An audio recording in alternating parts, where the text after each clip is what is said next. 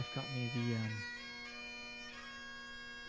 what is it? The digital bagpipe Flagerstorm? Flagerstorm, yeah, whatever that is. So I had to get an audio interface that took MIDI controllers so that I could like plug it in and jam on the computer. Yeah.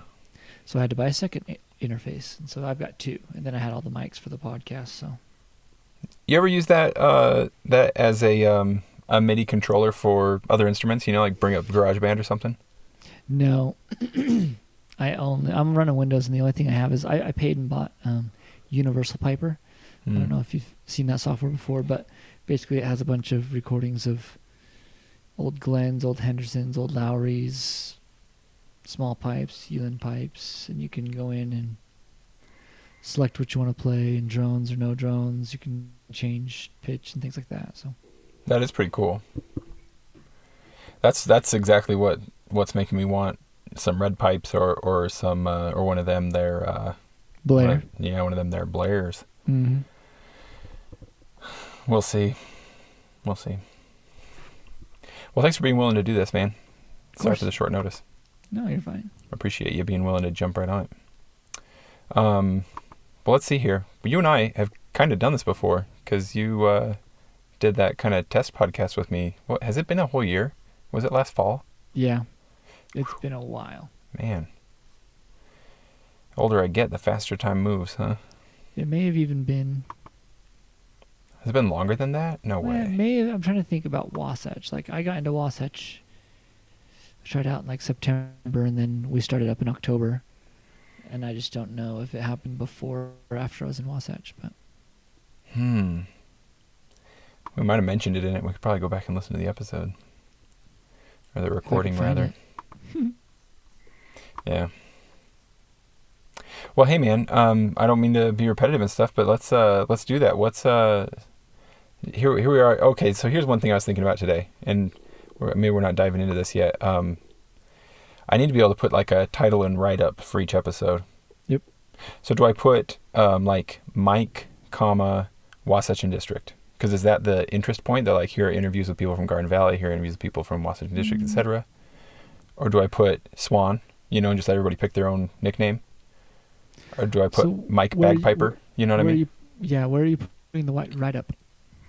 Well, I haven't looked at all the different different But you're stuff talking yet. about on the hosting platform. Right, if I host it on Podbean, then it's basically got like a little page for each episode. Yeah, you're gonna have a description for the feed for the episode. Mm-hmm. So in the description, Mike Swan is a bagpiper at the Wasatch District, or Mike Swan, bagpiper at Wasatch District pipeband, or something like that. You know what I mean? Yeah. But I think with all of your people, you can start with their name, and then I would put kind of what it is they do, and maybe you can expand beyond drummers and pipers, right? Maybe it's gonna be like mom of two bagpipers, or whatever. Yeah. However you do whatever you do, but that's a good idea. Like, I think we've talked about it before that, like I've out of necessity started to subscribe more and more to this idea that done is better than perfect, and just get it done, just get something going. But at some point, at points like this, you do have to kind of pause and make a little plan. And so I'm trying to think like, what's a format that can be usable forever, for all the rest of the episodes. So like if this episode is called Mike Swan, and then in the write-up, it's Mike Swan is a piper with Wasatch and District, etc. Oh, I see what you're saying, like the actual title of the episode. Right, or do I put Mike Swan, Wasatch and District? So then as you scroll through, you can see everybody who's been interviewed with Wasatch and District, or everybody who's been interviewed with the WUSPBA board, or, whatever it is, whatever entity they're from. Mm-hmm. I see what you're saying. I think the more interesting point should be that person rather than what organization they're with. You know what I mean? That's a good point. Yeah, it's that could be it's like a branding decision that we're talking about people here, yes. not necessarily organizations. Right. Excellent point. That's my thought, but it's your cast. Right? I don't know, man. I don't know if I would. I definitely wouldn't be doing this if you hadn't said, hey, because we're so. All right, maybe this is where the podcast starts. That you're a good friend of mine who I trust a lot, and we were talking once without hot wings, unfortunately, but we were just talking. And I mentioned to you that I had told the leaders, the band leadership in Garden Valley, that I'd try to think of something to do to kind of help us all feel connected and involved during this COVID stuff. Right. And you were like, hey, do that podcast. Because you and I had talked about podcasting before. Yeah, well, like for me, it's definitely it's definitely like one of my pastimes, one of my hobbies. I don't really listen to the radio. I just plug into podcasts every morning and download like the newest thing. But I think in listening to different people's podcasts, especially like the Joe Rogan format, or to bring it back to like piping related things, like Andrew Douglas on the Piper's Dojo when he does the long form interviews. I love those. Yeah. Right, exactly. There's so much to be gained about like learning about people and their uniqueness and what they've gone through and how they've come to where they've gotten. And like I think that's more, I shouldn't say more valuable, but like at times, at times I want recipes. I want like step-by-step instructions on how to do things, improve, or how to get to where I'm going, whatever my goal is. And other times it's just learning more about the other side of the fence or someone else's view, or learning about where somebody is and where their thought process is, right? There's more interesting aspects in the person. So I guess there's two fields, right? You can go for the end goal of a result, or you can go for, let's learn about somebody, let's expand our horizon, right? Yeah. And I think that's what the long form is. And I think that's like Joe Rogan. Duncan Trussell. Yeah, right. All the and spin-offs from Joe, basically. Yeah, but, and not, like, I know he's the most popular podcast out there, and so, like, I don't want to, like, just stick it to him. Right. Is the one example, but I listen to podcasts that are all about marketing.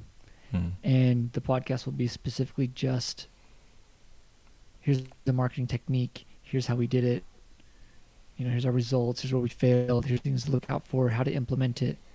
It's that step by step, it's that recipe, it's, follow in my footsteps. And then there's the other things, the other podcasts that I listen to, and they're more,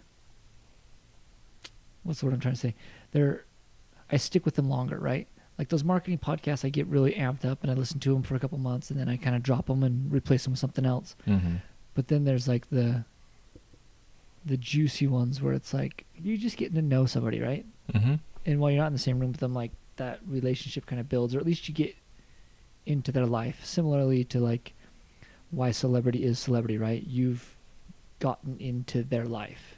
Yeah. And it doesn't go both ways, right? Hollywood isn't in our lives, which is why it's awkward when fans approach them or like, do crazy things because they think they're on, like mentally they're on this one level with that celebrity because you've seen their intimate side and you've been in their house or they're in their life anyway. Right. The fan feels like they've known them for years. They've known the celebrity for years and know them well.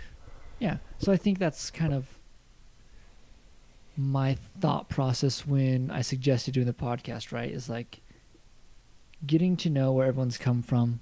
Like I would say I know a good chunk of your story, of Diana's story, of Sean's story, of Alex, of his story, but like even Susan, like I've played with Susan for a number of years, right? But I guess there's a big gap from before I started playing. Like when I joined in to White Peaks, she was there. So yeah, going back and having that distribution of everyone's story, I think is really positive and beneficial in creating camaraderie, or at least, letting people see things from your point of view. Well, I can tell you that at this point right now, I've interviewed, as we're recording this, I've interviewed 9 people, and it's been nothing but awesome for me. I've loved getting to know everybody a little more. And that's people who are relatively new to the band, who I didn't know outside of Garden Valley Pipe Band, and also people who I've known, like in Diana's case, I've at least kind of known her since I was a kid, Right. and still I learned new things about her. So it is a lot of fun. I'm really glad you poked me in this direction. It's been a lot of fun already. Yeah, of course. And to that note, I mean, picking up right there, when you started playing with White Peaks and Susan was already there, is that where your piping started, or did you start elsewhere? No, before that. So I can kind of give you like a little rundown, right? Yeah, pick me up like if it's when you were 3 years old and you heard your first bagpipe, go back that far. However far back it goes, take it back. Okay, you want me to give you like a quick, fast overview, and you want to interject, and we can stop and expand, or do you want to give me like, you want me to give you like a deep dive, or how do you want me to? How about give me kind of an overview version, and I'll pause you and ask questions as you go through. Okay, cool. So bagpipes for me have just always been the coolest thing, and I mean I guess I probably thought they were just awesome, but like there's probably influence there too. Like I remember my dad telling me how much he liked the pipes, but always in a parade, like that was what I looked for, or at least, you know, I thought the floats were cool. You know, I'm 6 years old. It's cool. It's whatever. But there was definitely like when you hear the pipes 3 blocks down the street, like you're looking forward to those more than just some float, some boat, or some marching band or something. But so then I moved to Santa Quinn and going to Payson and get exposed to piping and drumming there, right? Because the high school has the band. Right. That actually, Swan, if you don't mind, we might actually use your story to help explain a few things. Like a lot of the other interviews that are going to be on here that people listen to, they'll hear things like about Payson or about Dawn, etc. And maybe there's not an explanation of what these things or people are. So maybe that's useful. So Payson High School has a high school pipe band, and at least when you were a kid, there was also a junior high chanter class, right? Yeah. So when I got into it, so I should say first off, like I knew I wanted to learn pipes, and so registration comes. I guess I'm in 7th grade, so I'm in the middle school, and it's like select the classes you want for the next year, right? And so you select them, and you know you don't know if you're going to get them or you're not. Depends on how many they can fit in the class. So at the end of summer, we're getting ready to start 8th grade, and I get my schedule in the mail from the junior high, and it has the bagpipe class listed, right? And I guess I didn't understand the whole organization of like the high school having the band and things like that, but I knew that bagpipes was an option when I was registering for classes, and I wanted to, so I selected it. And I guess I didn't even know what a practice chanter was. I guess I thought I'd probably be learning big bagpipes. I don't know. I just wanted to get into it. And I guess it's hard for me to figure out what happened when. I know at some point I saw tenor drummers, and I thought that was the coolest thing. And I was like, I didn't know they were called mallets, right? I want to spin the drumsticks. I want to spin the mallets. I want to play tenor drums. And so that was in my mind. And I don't know if that happened when I was in junior high or if it was after I started learning bagpipes. I think it had to have been before, because I remember thinking like, I'll get into the bagpipe class and that will be my foot in the door. And then I can get into tenor drumming. But anyway, so 8th grade, I'm going to take the bagpipe class. And so now this, I guess, is pretty unique, right? There's only, at this time, maybe even still, there was only 2 high schools that were teaching bagpipes, like within the high school program. That's at least in Utah, right? I think Utah. That's what there might have been some others in California, but yeah, at least here in Utah. Yeah, you know, so in Utah, right? It was Ben Lomond and Payson. And so so that's built into it, right? And they had a beginning chanter class, and at the time, Lynette Etheridge was the instructor, and I know she had been the year previous as well, and she was the high school instructor for the band. And so it was kind of like, you know, get them in the system, get them on the practice chanter. You've got a year, or you've got 2 years if you go 8th and 9th grade, and then you get into the high school. And so like that made an easy transition to go playing full pipes with the high school. So and that was all Lynette from the time you started to when you joined the pipe band. It would be all Lynette running it. The high school program, yeah. So, James, I don't know if you just changed something, but you're coming through pretty quietly. So, How's this? Is this any better? Yeah. I just don't want you to get mixed audio. No, I appreciate that. I actually changed a setting on the Snowball. I just could see in the monitor that I was getting a bunch of like static sound. Yeah. But I don't know. Does it sound like now good. I need a pop filter, or is it coming through okay? No, I mean, just turn your head slightly when you do plosives and it should be good. So, Lynette had just had her baby. And so she was not there at the beginning of the year. So Don Smith, he was taking over the chanter class for a number of weeks until Lynette came back from maternity leave. And Don Smith, he was a junior high math teacher. Correct. Yep. But also the founder and pipe major / runner of White Peaks. Of White Peaks, right. Based in Payson. Yeah. So, my understanding, and I guess I can kind of get that in a minute, but like my understanding is that, you go through the high school program and there's nowhere left for you to go close by, right? You can go up to Salt Lake Valley or something and play. And so, Don put together White Peaks, and then I'm sure he's got his own ambitions, right? And his own desires. Like he likes bagpiping and to start your own band and run your own band and to grow that and succeed. So like, I'm sure that has to be in your mind as well. But, he picked up a number of pipers that were they'd gone through the program. They knew how to play, and they just were left around and nothing close by. So anyway, he was teaching the class. That goes on for a number of weeks. Lynette Etheridge comes back. She takes the class back over. I go through that. And I mean, that was only like 4 weeks, 6 weeks, something like that before she was back. So not even a full term or semester in school. And then she was back to it. Come January, I tried out for the high school for the band. So I'd gotten my set of pipes. That's what I'd asked for Christmas. My parents were gracious enough to get me a set. And how old were you this time? So that was 2000. I was in 8th grade. How old are you in 8th grade?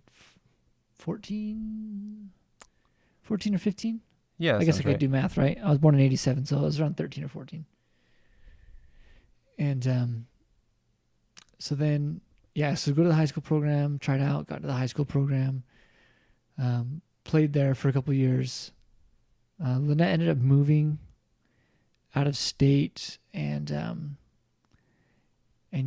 then Carrie Welton came in as an instructor. And at the same time, I had been playing with White Peaks, right? So I'm playing with the high school. I'm out of the junior high class. I'm into the full high school band. It's now like 10th grade, 11th grade or something. Lynette leaves. Carrie Welton, which was a previous pipe instructor, she came back in to make sure there was an instructor. I remember her saying that she'd heard that there was no instructor and no one to take over, and I remember her saying something to the effect of like, I'm not going to let the Payson program like fail or disappear or whatever. So she stepped in. Right. So she had run the program. Lynette had taken over the program. Now Lynette Correct. was leaving, so Carrie came back to keep it alive. My understanding, yeah.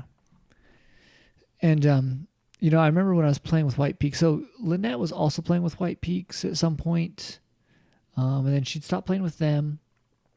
And I was playing with White Peaks. Heather Herbert was my pipe major, a year older than me. She taught me how to play. Very good, very good. Yeah, that's where I learned, was in Heather's basement. Very nice, yeah. So she was playing with White Peaks. I forget if anyone else was. I bet Sean was. Do you think Sean would have been by then? I think so, and Amber at some point. They Amber, all made it there at some point. I just don't remember what was happening. I remember it was a very touchy thing, like. Oh, Vera. Didn't Vera go play with the White Peaks instead of the high school pipe band? I don't know. I think Vera and I have a bigger age gap than would span high school. I see. So maybe the years don't quite line up there. Yeah. But I remember Don saying things like, I guess I'm probably getting too deep into the subject. I'm supposed to be giving you a quick overview. Well, anyway, playing with Bagpipes, playing with the high school. I ended up dropping the high school in like 11th grade, I think is when it was.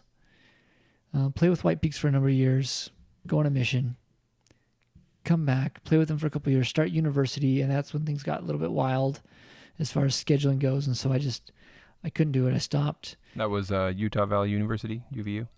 Correct, yep. No bagpipe program there yet. Nothing yet, right. So then I ended up, I guess I didn't play for like 8 years. That's a long break. Were you playing, did you get them out yourself sometimes? So, or were they pretty much in the closet?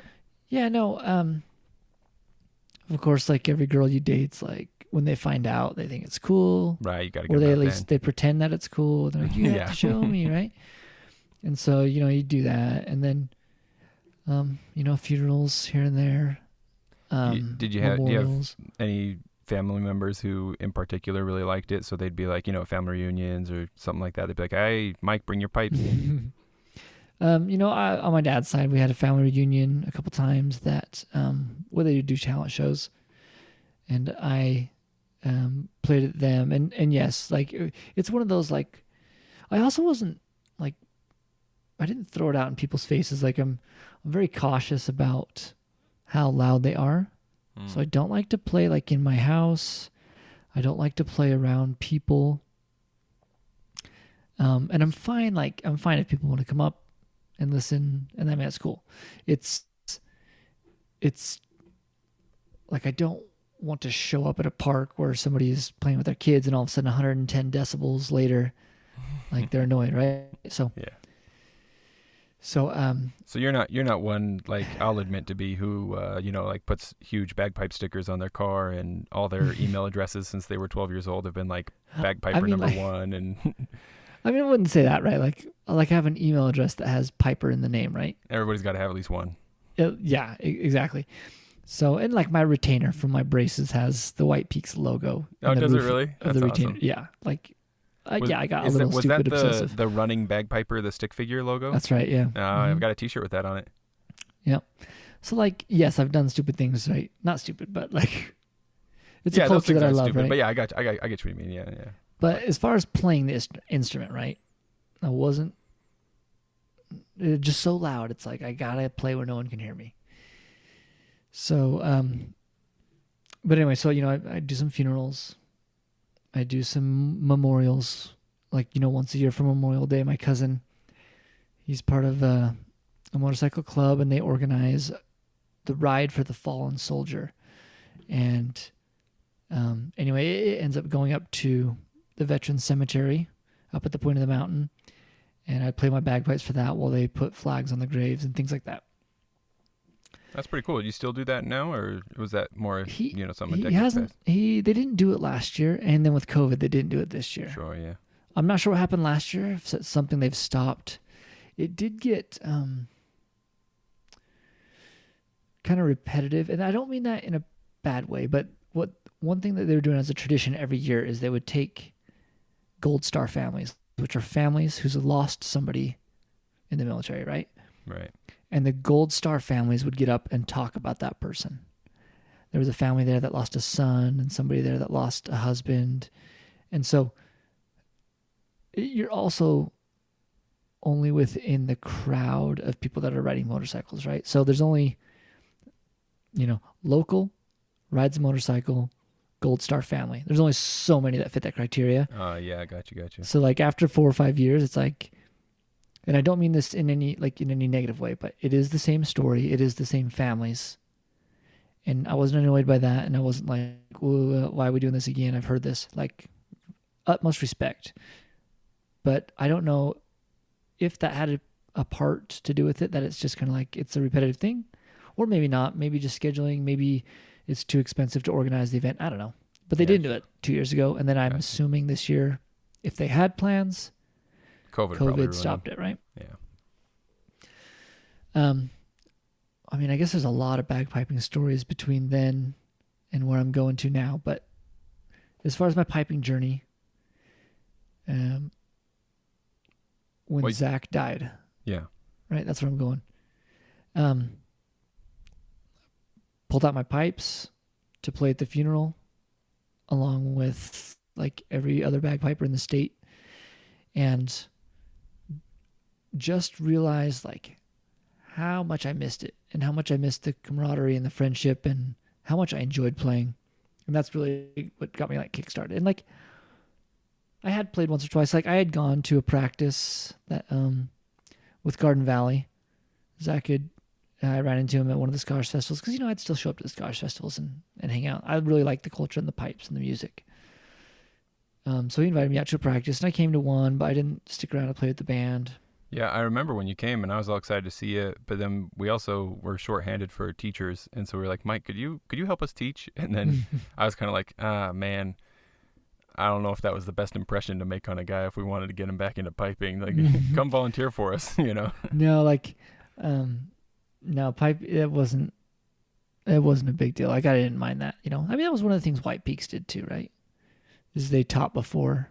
Yeah, I went to those classes those lessons when I was a kid. Yeah. In fact, I think the first time I met you was actually at Heather Herbert's house because you were hanging out over there cooking bacon, if I remember correctly.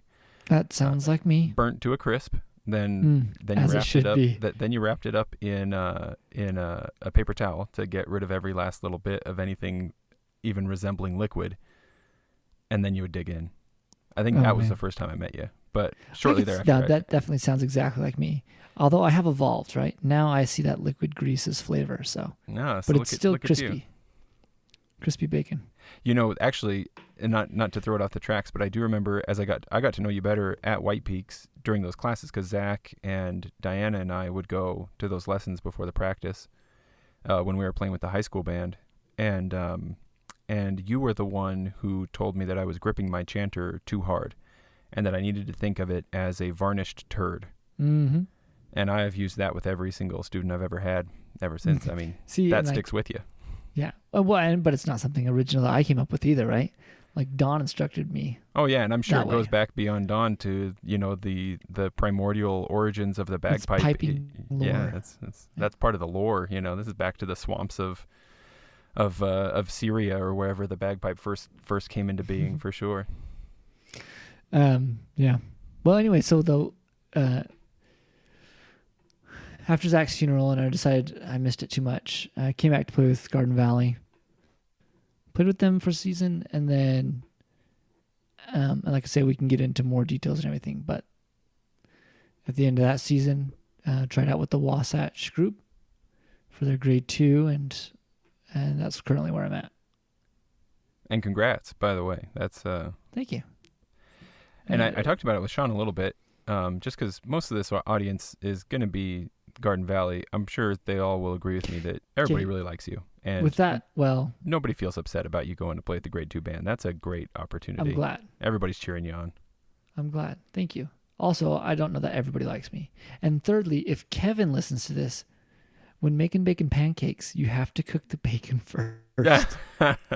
Right? Just to wrap that bacon comment back in there. I thought you were going to say, if Kevin's listening to this, get back on your pipes. Kevin, get back on your pipes. Come back and play. Cool, man. That's an excellent overview. Thank you.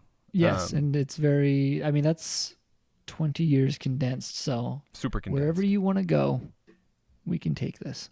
Well, I'm curious. So we've hit the bands, but I'm curious about your soloing. Do you play a lot of solos, or is it something that you prefer to not focus on so much because you're focused? I mean, I'm sure right now you're very focused on the grade 2 material.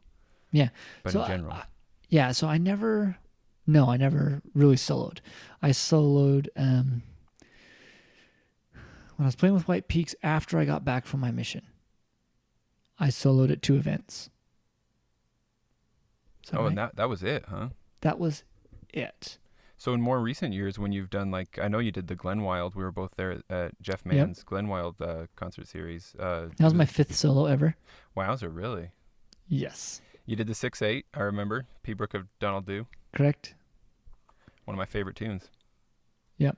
Yeah, so I played a couple solos. I played at Salt Lake. Wow, let's see. Let me see if I got this right. I know I played in Salt Lake. I played in Payson. That was like 2009 or 2010. And then in 2018 with Garden Valley. 2019? What year is it now? or 2020? 2020. Can't forget that, man. So 2019 I soloed twice. Salt Lake, Payson, and then the Glen Wild. So what are your, I'm sure, is your immediate future kind of plans mostly to focus on grade 2 competition with the band, or are you looking forward to doing the solo game? Are you trying to get into like a bagpipe rock band, small pipes? What's kind of your, what are kind of your focuses, your hopes, your dreams right now? So I want to, I do want to get into solos. I can't focus on it right now. I shouldn't say that. I don't have the time. I've only got so much bandwidth, right? So much time. As it stands, I have to show up to grade 2 like ready to go and on top of everything. Yeah, I'd like imagine. one of it's first off, it's like gotta make a good impression. I'm the new guy. Second off is like I've never played at this level, and it's an entirely different commitment. And so it's like I have to, like, not only is it harder music, I have to have 30 tunes ready to go. Good heavens. Is that hyperbole, or is it literally 30 tunes? No, it's actually more. So good heavens. It's 30 tunes that are like unique to us, and then there's all the mass band stuff, which I wouldn't say I don't count, but like that's not something I even play at rehearsal or is on my mind.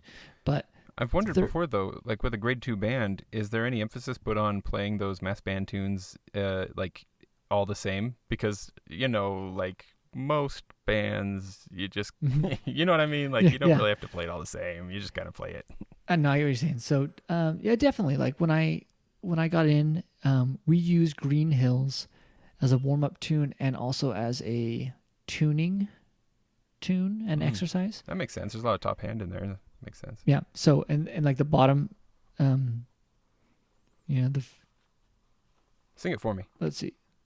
Sing it for you. Go on. I don't have a good voice. How about this? I'll play a little bit. I have my chanter right here.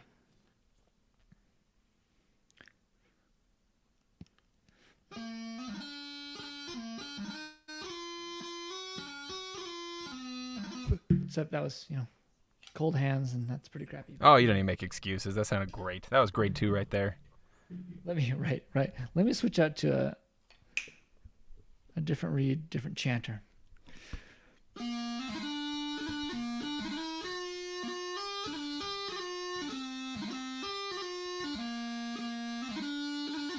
Is that even Green Hills? For all I know, that's probably Battle's Over. No, or not. Barren Rocks, or no. Anyway, but so we use that to tune because you got the first part and the second part, and we make a little splice rearranged tune specifically that we just use to test bottom and top hands. But yes, I remember playing Green Hills right from the get-go, and they were like, "Okay, we play it like this. You're playing it wrong." Okay, Ooh. Sounds good. Make the correction.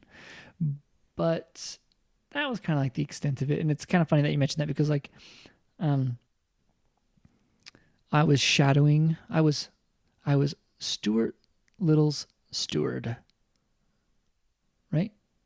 Just like you have a steward at the games for the judge. Right. So a couple weeks ago, for an online session, I was Stuart Little's steward, and that's fun. Yeah, it was cool. It was a very, very cool experience. I mean, it's cool. It's also cool to say that you're the Stuart steward. Stuart Little steward. Yeah, the steward to Stuart Little. I'm the little steward for Stuart Little. But I remember him saying to a group that he was talking to that sometimes when Inverarian District plays those massed band tunes, it's pretty embarrassing for him as the pipe major of... Oh, really? Like, those weren't the exact words. I forget exactly what he said, but that was the feeling that he was giving off. Like, he was saying, like, it made him cringe, or, like, it hurt his ears, or something like that. Something along the lines of, like, yeah, sometimes, even though it's super easy, people just kick back, and they're like, I'm phoning this one in. I've got it. Right? So, and sometimes that happens, yes. Well, that's comforting, honestly, because now I feel like we're in really good company. Yeah. We're just like sometimes it's District, like that with the band, right? But so outside of like those common tunes, we've got 30 tunes that I have to get ready. So yes, I want to solo, and I think that I guess I have a personal goal to get to a grade 1 solo level. That's my current goal, and perhaps that will evolve as I go down the road. But more than, like, even right now, I'm playing with a grade 2 band, but I don't know if I would consider myself a grade 2 piper until I get a couple of judging sheets that put me playing at grade level, right? Yeah, I I have wondered about that, if that changes as you go up through the grade levels, because in general, with grade 5, you'll have a mixture of, probably grade 3 to grade 5 soloists playing in a grade 5 band. But it seems to me like once you hit grade 4, a lot of your pipers are going to be grade 3 soloists. Grade 3, a lot of them are going to be grade 2 soloists. In general, and maybe this is an incorrect perception of my own, but it seems like in general you're going to solo a grade above where your band playing. You know what I mean? Yeah, I know what you're saying. But maybe that's not the case once you get to grade 2. I think it's a good rule of thumb, but don't carve it in stone, right? Sure. Because and that's definitely how we are. Like we've got grade 1 pipers. We've got. I don't know that anyone in our band is. I don't think anyone's open, but Ross and Justin. I mean, they might deny it, but there are a couple people that I've talked to in our band that are like, yeah, dude, Ross and Justin, they're probably open level pipers, but they're not open level on paper, right? Sure. They could be, but they're just focusing on their stuff or something. It's by choice that they're not playing it open. Yeah. Well, and it's, Justin got invited to the amateur Nickel Brown this year. And I mean, high prestige. Like that's a high achievement. He didn't ask to go. He got invited to go. Exactly, right? Mm-hmm. And, but he has to go through this debate, right? Does he go open? And if he does, now, there's only so many of those competitions around. So he needs to go travel to places to actually compete. It's like he can't just walk in at Salt Lake and be like, yo, I'm going to sign up and I'm going to solo. It's like Salt Lake doesn't offer open. Right. You can solo grade 1, but you're not a grade 1 piper. You're an open piper. So it's hard enough to find grade 1 competitions anyway. And even that field is so small that it can be frustratingly so, even at Salt Lake, he might walk in there and there are plenty of years where he'd be one of 2, maybe 3 who are competing. And so it's like, you kind of want to see a larger field for sure. Right. So I think some people's ability can be there, and then it's just like, no, I can't make that commitment, or there's too much red tape, or too many things to think about. So, but anyway, but we do have high level pipers beyond a grade 2 level playing with us. We have grade 1 pipers.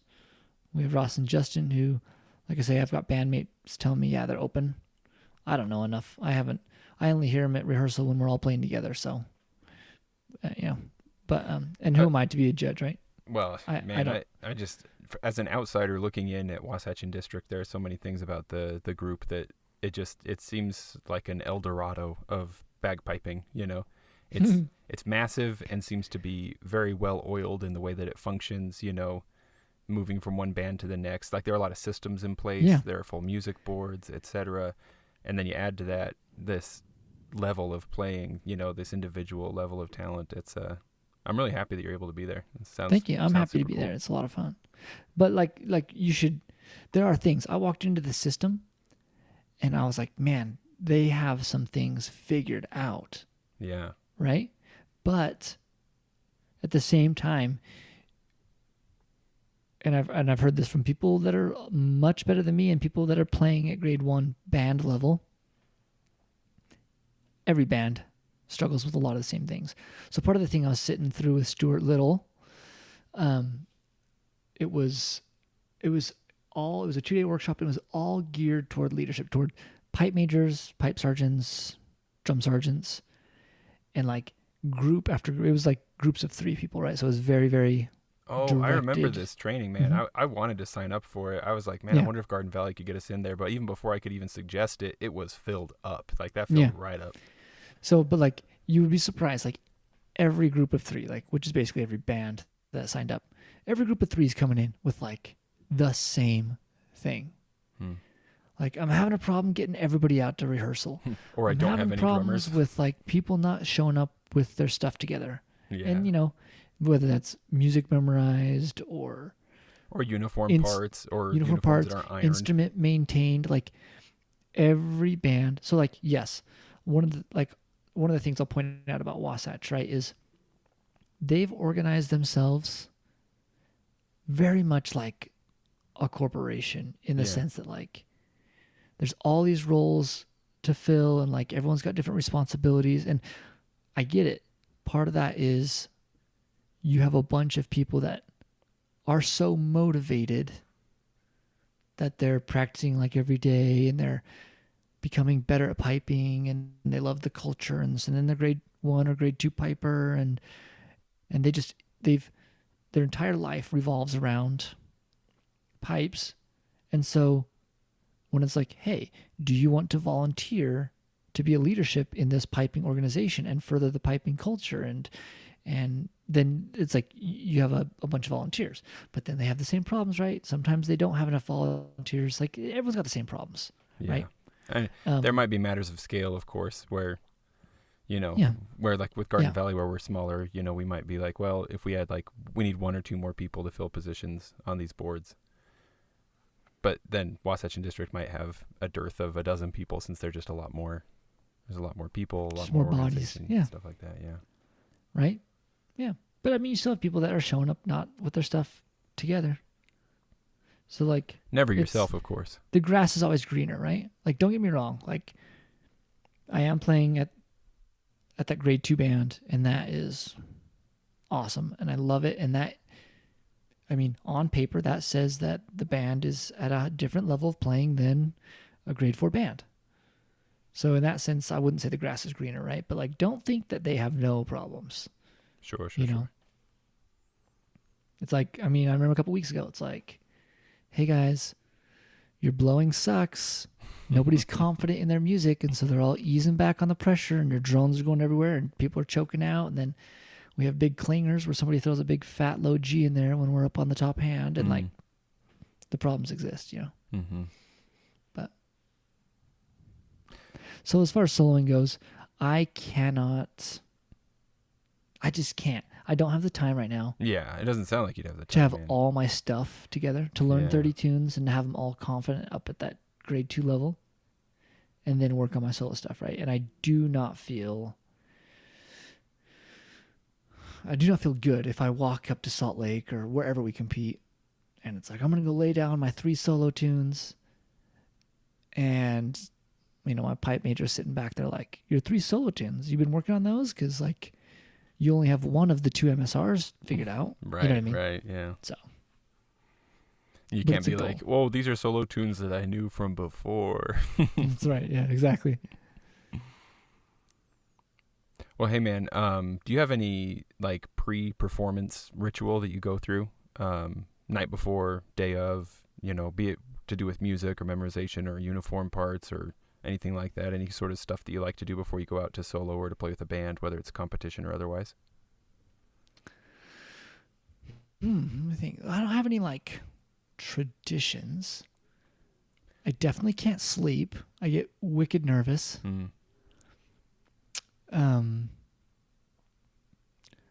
I tell you, like, I don't have a lot of solo experience, and I can already see as I learn and grow and do things better. I know that like I've done some major no-nos, like playing every 5 minutes for an hour and a half before I go on. Yeah. It's like, like in my mind, I'm like, okay, I have an hour and a half. I got to get my pipes out. Got to put them together. I got to make sure there's no problems. And so I do that. Good. Except that's a sour note. So I put my pipes down and then I pick them back up after 5 minutes. And I'm like, okay, let's fix that sour note. And then I do that. And then it's like, okay, set them down. And then like 5 minutes later, it's like, let's check them, make sure I'm not drifting out of tune. And I check them. And then it's like 5 minutes later, it's like, let's play again and let's work out that last part I was having problems with. My hands are still kind of cold. And I do this every 5 minutes for an hour and a half. Right. And by the time it comes to play, it's like my pipes sound like crap. Not that they don't sound like crap, but like... They sounded better an hour before, right? Yes. Yeah. This is something I'm learning, and it's now 20 years in the learning process, right? But yeah, your pipes get into sounding good at that 20-minute mark. Mm-hmm. maybe 25 if it takes a long time for your pipes to settle. And you've got from about 20 minutes of playing to about 40 minutes of playing, and then they start losing that shine, right? And like you might still be able to be in tune, and your reed isn't totally squeaky squawky because you've got some moisture in there, and so it's vibrating and stuff like that. But just as you become, it's the same thing when you listen to all the grade 1 bands compete at Worlds. The more experienced you are in piping or understanding what you're listening to or the music in general, you start picking out more subtleness, right? Mm-hmm. So as I'm continually trying to get better, I'm learning more and more of this subtleness in sound and tone. And I look back now and it's like, oh, I've lost all that subtleness. Yes, I can get my pipes in tune, but I'm tired, my lips are loose, and I've lost a little bit of the sparkle out of the instrument. So like that, I mean, that's a no-no that I used to do that a lot. And so like, I'm really focusing on that more recently. Mm-hmm. In like, do not overplay, do not overplay, do not overplay. But the other thing is like, I would say, if there's something I'm going to do, again, that I haven't done, like this year's been crazy too, right? We haven't done any solos all year. So I've learned a ton that year with Garden Valley, moved on to play with the grade 2, and I've learned a ton with grade 2. And then I haven't been able to implement those in a competition setting yet. So one of the things though that I wanted to make mention of is when I was getting ready to try out for Wasatch's grade 2, I started playing 5 or 6 times a week for about 40 minutes. And it doesn't we're talking have to up on your pipes, right? Yes, on the actual pipe instrument, not the practice chanter. And I mean, I did it for a couple reasons. Like 1, I went to all cane drone reeds, and 2, I switched out to a leather bag, specifically a goat skin bag.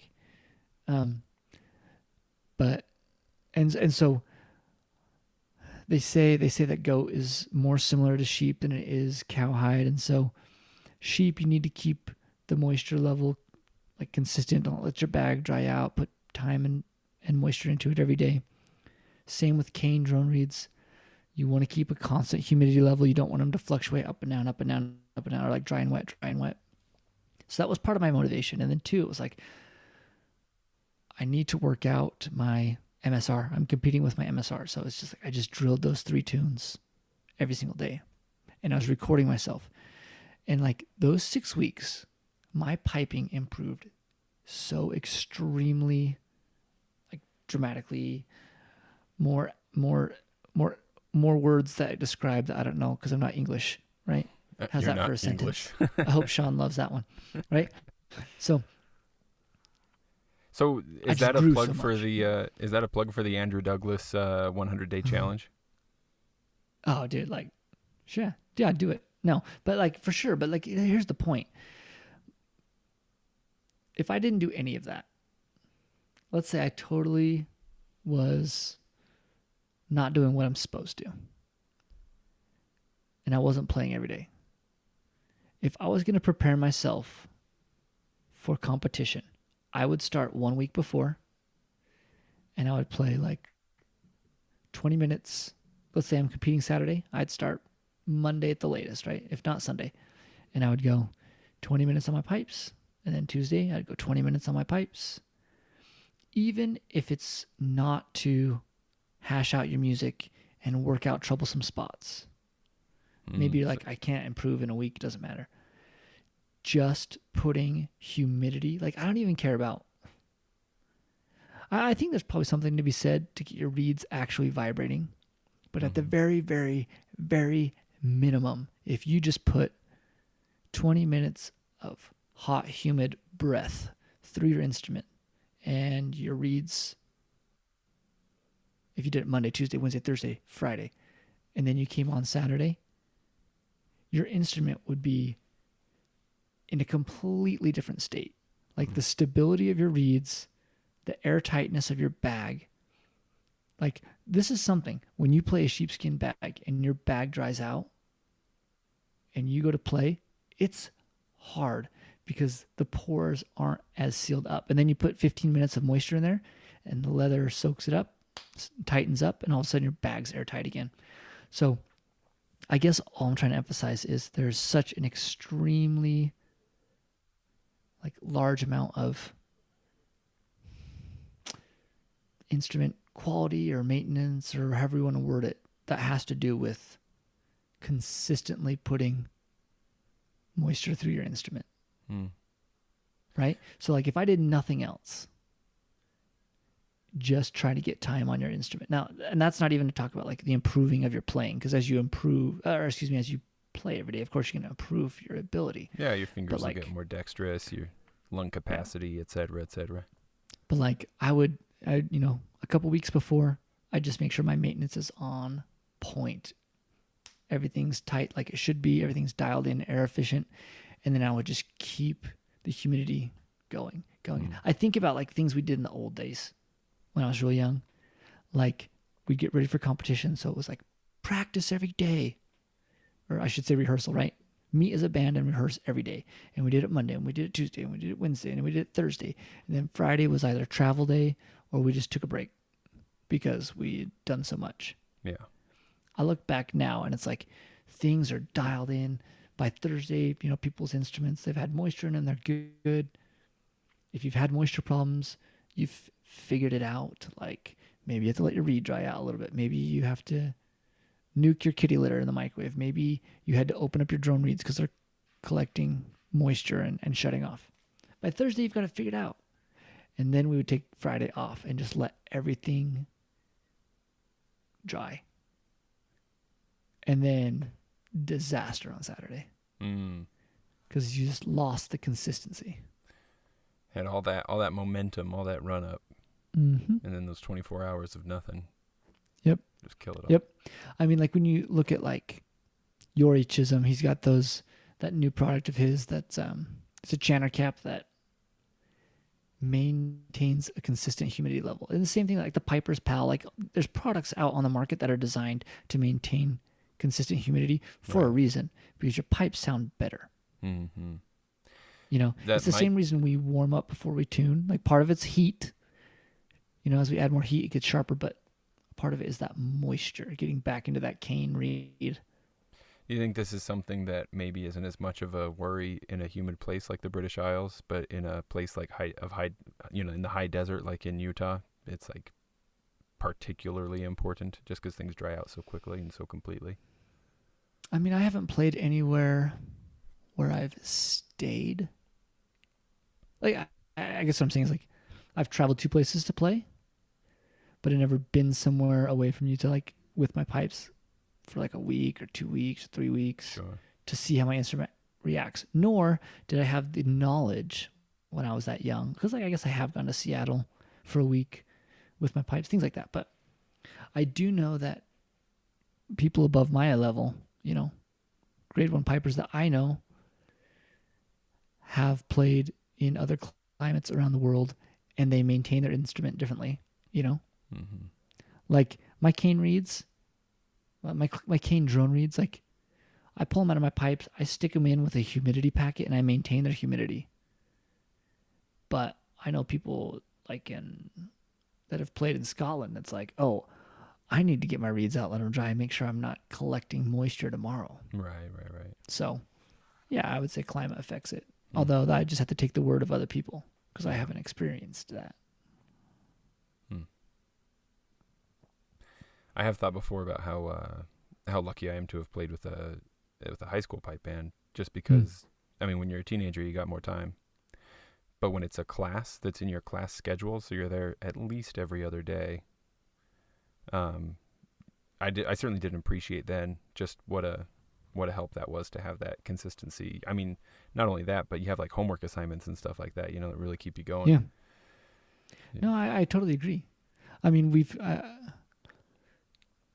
I tried to talk a lot about that consistency on your instrument for the sake of the sound of the instrument, but I attribute a lot of where my skill level was when I was in high school to the frequency of practice, right? Yeah.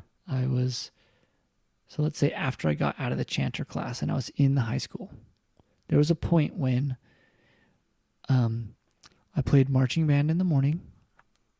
What did you play in marching band?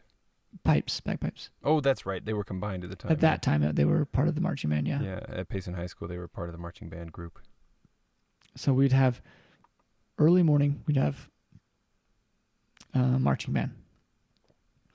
And then, we had the A-day, B-day schedule. So let's, for the sake of making this show you how extreme piping and rehearsal was, I'm just going to say they all fell on the same day. So early morning, how many hours are you at that marching band? I mean, I don't even remember. It's been so long ago. What time did we get there? When I did marching band in Payson, it was 5 a.m. During the school year, it was 5 to 7. So 2 hours. No, that wasn't for us. I mean, didn't school start at 8 for us? Yeah, so about 8. I remember us ending at like 7:50. So I think we probably started at like 6:30. I remember, maybe that's not right. I think I remember getting picked up like 10 minutes to 6 and we were supposed to be there at 6. Who knows? At least an hour. So we played marching band in the morning. Depending on if it's A-day or B-day, we could have a pipe class because there was an actual class at the high school for the band. So we'd have pipe class hour and a half, right? That morning. Yeah. And then I was a teacher's aide. So I would go down to the junior high and I would aid Don Smith in teaching the chanter class. So that's like, that would have been like 45 minutes probably? Yeah. Short schedule. Yeah. Mm-hmm. Maybe they did A-day, B-day. So maybe it was an hour and a half as well. I don't remember. We had, like on Fridays, we did after school rehearsal. So it could be that I had an after school rehearsal that same day. If it was Thursdays, I had White Peaks. So I'd go play with White Peaks. I had private lessons.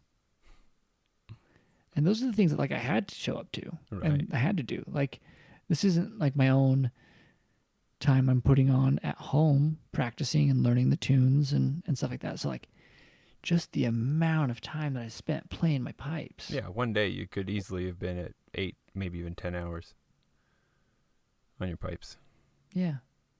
I mean, that might be a little bit extreme, but like, I mean, at least an hour in the morning and then an hour and a half and then you're an hour and a half for there'd be at least instructing and then after school rehearsal. I mean, at least there was days when it was easily 6 hours for sure. Maybe that was the same day I had a private lesson and maybe I went home and rehearsed and practiced on my own. So yeah. But I guess what, the point of that is a lot of practice time.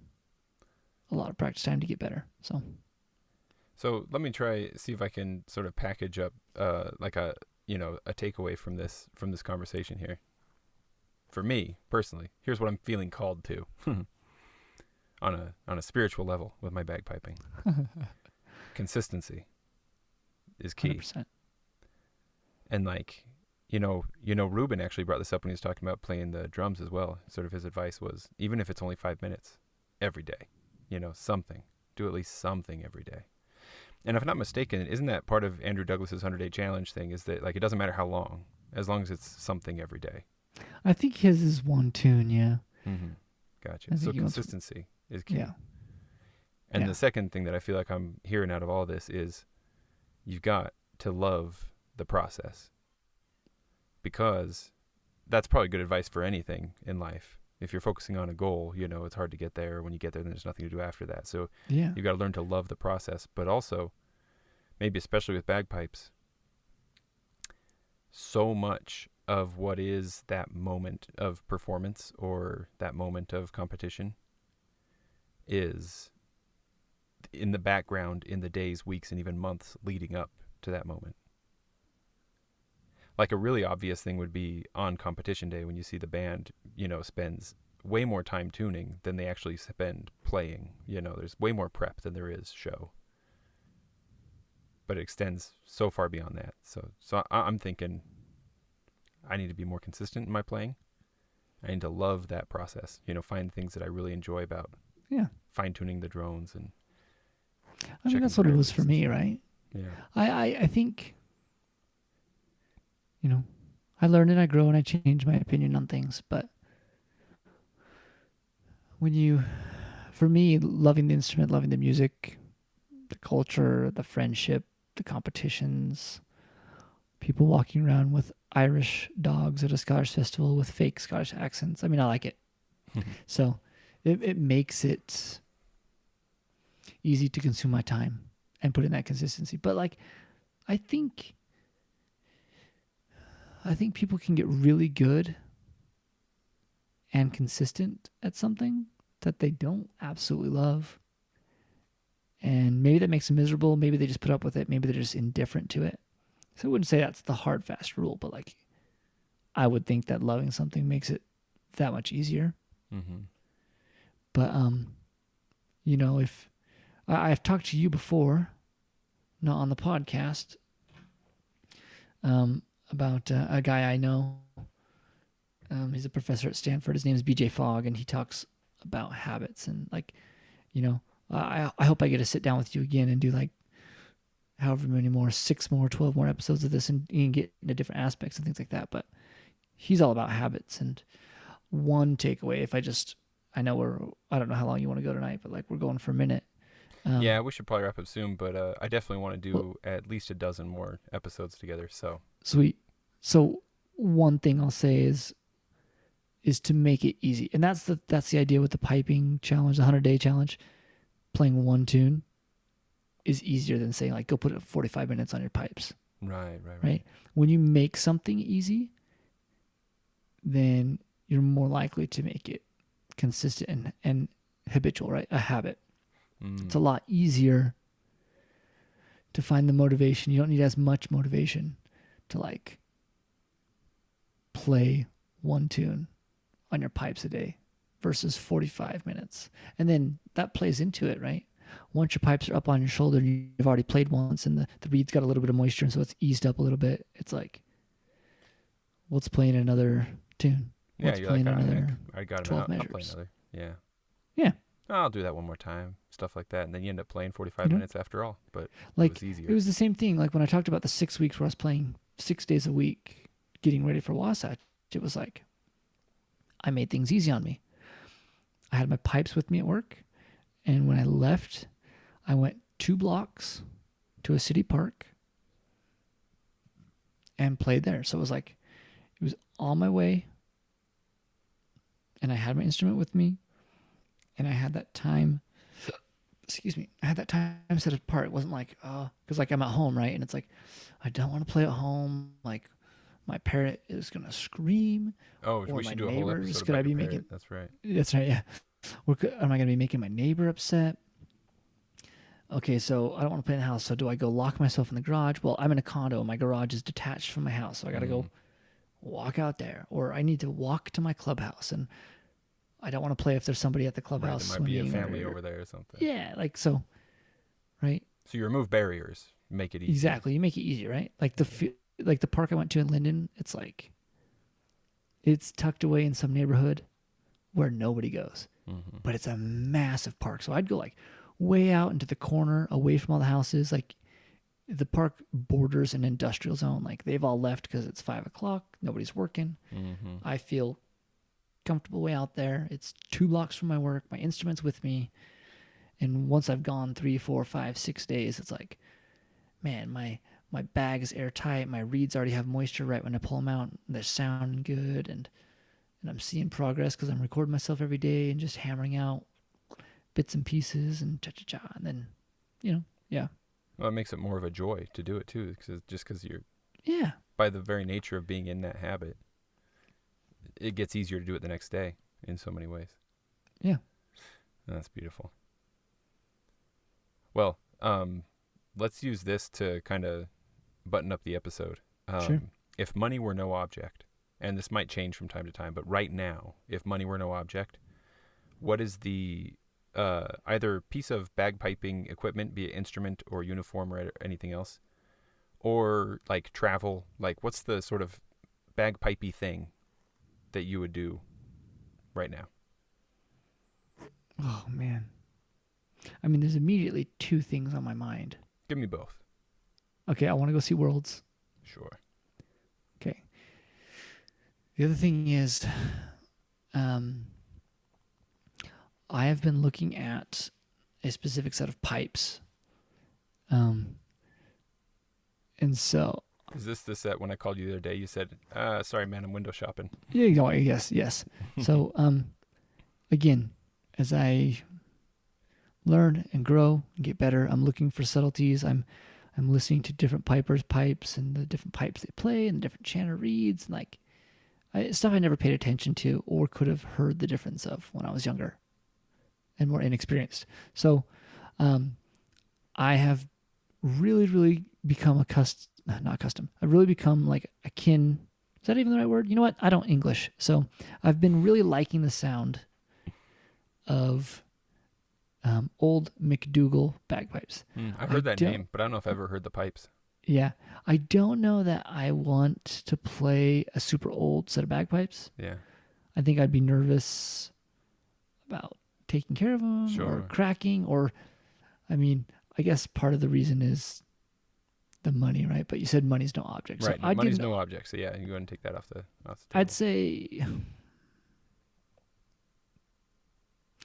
I'd say a set of McDougalls. Mm-hmm. What I've really been eyeing is a new reproduction set by Dunbar and Jim McGilvery. But I would take like an old vintage set, like 1890s, 1900. Man, museum piece. Just to say that I had it. Oh yeah, because money's no object. Just to make everybody drool over it.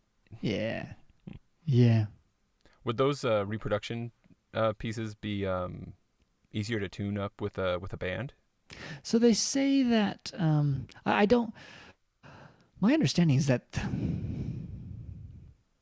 Because I've heard that can be a challenge with these older sets. They're great to play by yourself, but they can be difficult to tune in with modern sets. Right. So like, okay, so McDougall's a whole ball of wax, and so are vintage pipes, right? For instance, Dave Atherton has like the trademark or the copyright to use the name McDougall, right?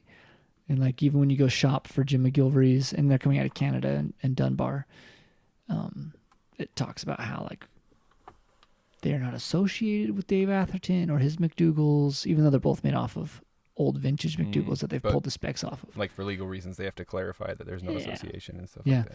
I don't know how close to spec they are to the originals. You always hear them talking about drone bores, and I think that's a lot of what gives it their sound. Yeah. Jim McGilvery's set, the contours, the combing, the beating, everything, like that's really made to reproduce the set he had, while Dave Atherton's, the bore specs are the same, and so in theory you get the same sound. But he does his own profiles.